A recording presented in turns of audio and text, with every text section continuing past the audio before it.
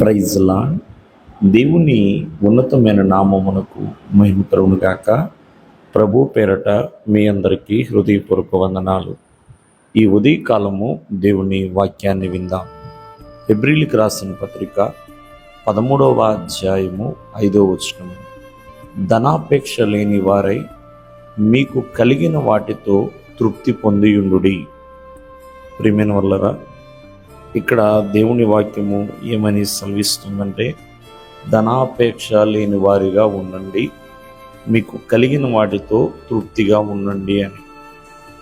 ఎందుకు ధనాపేక్ష కలిగి ఉండకూడదు?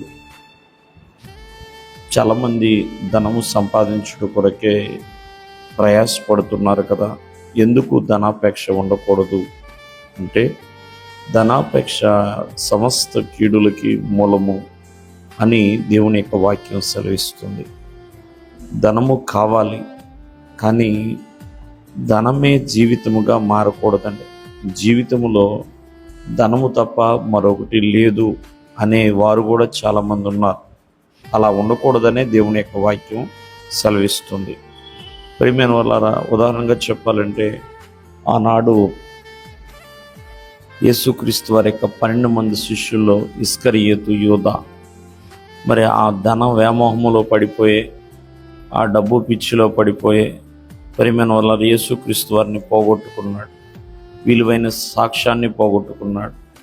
అంతేకాకుండా ఎవరికి లేని చెడ్డ పేరును తను సంపాదించుకున్నాడు. కానీ ఆ ధనం ఏదన్నా తినగలిగాడంటే అది కూడా ఏమి లేదని తను అనుభవించలేకపోయాడు. తన విలువైన ప్రాణాన్ని పోగొట్టుకున్నాడు. చరిత్రహీనుడిగా మిగిలిపోయాడు. అలాగే ఆ ధనము కోసమే ఎదురు చూసి గెహాజీ కూడా అలాగే కుష్టి వ్యాధికి గురైపోయి ఉన్నాడు. ఆ ధనం కోసమే. ప్రియమైన వల్ల ఆకాను కావచ్చు, ఇంకెవరైనా కావచ్చు, ఆ ధనం కోసమే వాళ్ళు విలువైన ప్రాణాలు కూడా కోల్పోయిన వారు ఉన్నారు. అందుకనే దేవుని యొక్క వాక్యం సెలవిస్తుంది, ధనాపేక్ష అనేది సమస్త కీడులకి మూలముగా ఉన్నది. అందుకనే ధనాపేక్ష లేని వారిగా ఉండండి, కలిగిన వాటితో తృప్తి పొంది జీవించండి అన్నట్లుగా. ప్రియమైన వాళ్ళరా, ఎందుకు కలిగిన వాటితో మనం తృప్తి పొంది ఉండాలి అంటే, అప్పుడే సంతోషంగా ఉండగలుగుతాం, నెమ్మదిగా ఉండగలుగుతామండి. మానవ జీవితంలో తృప్తి లేకపోతే మరి ఏ స్థాయిలో ఉన్నవాళ్ళైనా ప్రశాంతంగా ఉండలేరు.